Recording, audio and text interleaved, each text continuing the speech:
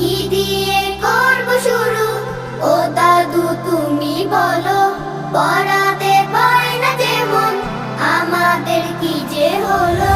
কি দিয়ে করব শুরু, ও দাদু তুমি বলো। পড়াতে পারে না যেমন, আমাদের কি যে হলো।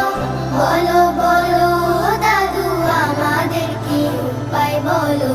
বিসমিল্লাহ বলো বলো, বিসমিল্লাহ বলো বলো, বিসমিল্লাহ বলো বলো, বিসমিল্লাহ বলো বলো বলো বলো বলো বলো।